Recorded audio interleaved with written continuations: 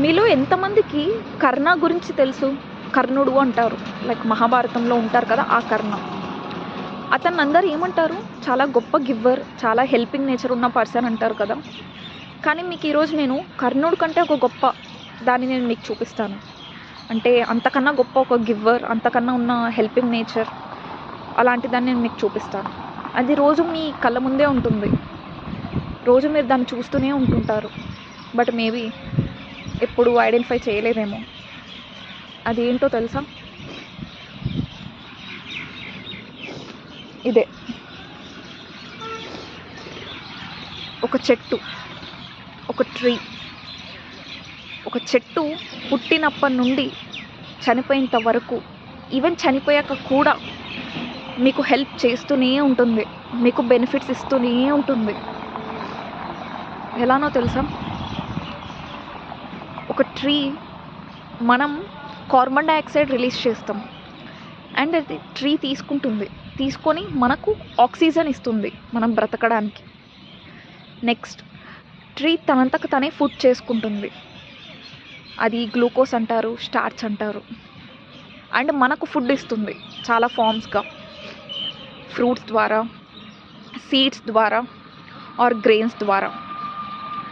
And ఇప్పట్లో ఉంటే doctors ఉండేవాళ్ళు, కానీ అప్పట్లో డాక్టర్స్ లేరు కదా. సో అప్పుడు ప్లాంట్సే ఒక డాక్టర్ లాగా. ఎన్నో మెడిసినల్ ప్లాంట్స్ ఉన్నాయి, చాలా నొప్పి తగ్గడానికి, ఎమర్జెన్సీ టైంలో హెల్ప్ చేయడానికి ఎన్నో ప్లాంట్స్ హెల్ప్ చేశాయి అప్పట్లో, ఇప్పుడు కూడా చేస్తున్నాయి.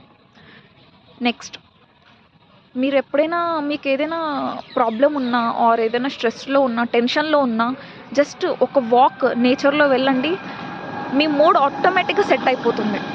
ఎందుకు తెలుసా? ట్రీస్ అనేవి అవి వాటిని ప్రొటెక్ట్ చేసుకోవడానికి, ఇన్సెక్ట్స్ నుంచి కానీ దేని గురించైనా వాటిని ప్రొటెక్ట్ చేసుకోవడానికి అవి కొన్ని రిలీజ్ చేస్తాయి. యాంటీ ఆక్సిడెంట్స్ అని, ప్లస్ ఇంకొన్ని న్యూట్రియంట్స్ రిలీజ్ చేస్తాయి.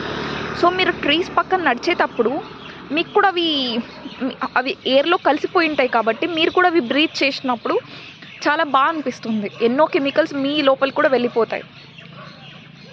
సో దానివల్ల మీ మూడ్ సెట్ అయిపోతుంది ఆటోమేటిక్గా.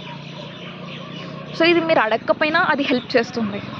ప్లస్ ఎంత ఎండలో ఉన్నా మీరు ట్రీ దగ్గర కింద వచ్చి ఉంటే అంత హ్యాపీ ఫీలింగ్ ఉంటుంది.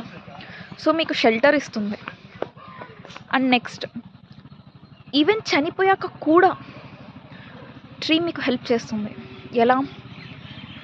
కంపోస్ట్ అంటారు దాన్ని, తెలుగులో దాన్నే ఎరువు అంటారు. అండ్ ఎరువు ఎన్ని రకాలుగా మీకు హెల్ప్ చేస్తుందో మీకు ఆల్రెడీ తెలుసు. అండ్ ఇంకా చెప్పుకుంటూ పోతే ఇంకా చాలా ఉన్నాయి. లైక్ ట్రీస్ వల్ల మనకు పేపర్ వస్తుంది, వుడ్ వస్తుంది, ఇవన్నీ అందరికి తెలిసిందే. ఇంకా చాలా ఉన్నాయి. సో ఇంత గొప్ప ట్రీని, ఇదొక మనకు నేచర్ గిఫ్ట్ ఇది మనకు. సో ఇలాంటి ట్రీకి మీరు రోజు చేయాల్సిన పని ఏం లేదు. జస్ట్ వీలైతే చెట్లను నాటండి, కానీ చంపకండి. నాటకపోయినా పర్లేదు, కానీ చంపొద్దు. అట్లీస్ట్ రోజుకు వన్స్ అయినా థ్యాంక్స్ చెప్పండి వాటికి.